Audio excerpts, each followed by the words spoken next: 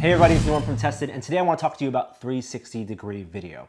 We've done a little bit of testing with 360 video in the past. We've used the Samsung Gear 360, and I know there are a bunch of 360 cameras out there, but it's not really a technology that's excited me.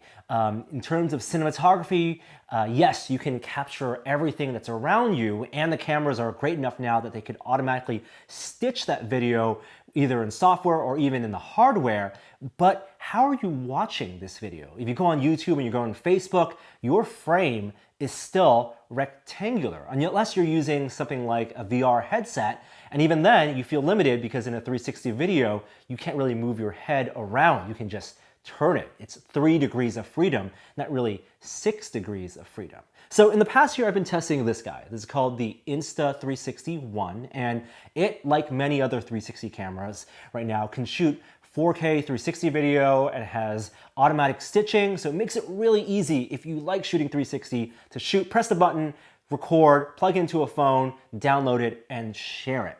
Again, not super exciting for me, but Insta360 recently released a feature that I want to talk about that does make this product really exciting. And that what it does is it's called flow state technology, and it's a stabilization and tracking algorithm that makes, I think, the 360 video that you record here much more usable. So, for example, I was walking through my house and just pressed the button and walking through and not worrying about how steady I was holding it, not worrying about what I was even pointing at, and just casually recording a 360 video.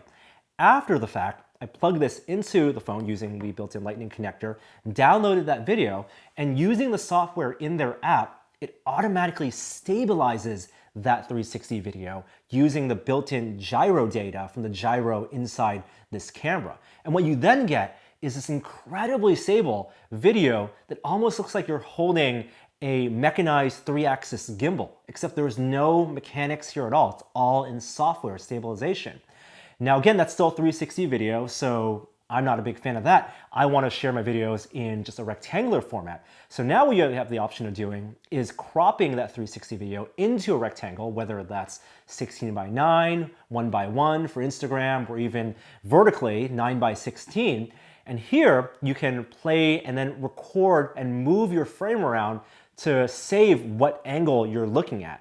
And what's even cooler is that if there's a subject that's moving your frame, like I was walking through my house, I wanted to track my dog, I could hold and tap an image of that dog and say, track subject. And then it uses the software to make sure that my dog is focused in the center of that frame. Basically, again, acting like a stabilized gimbal.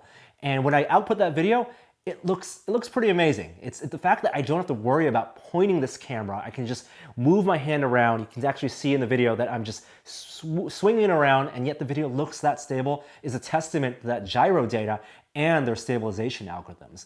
We put this out in the field, and we had some of our guys on motorized skateboards, and they were skating. One person was holding this camera, another person was skating around them, and then I could then review that footage, point to the subject, and say, track the subject.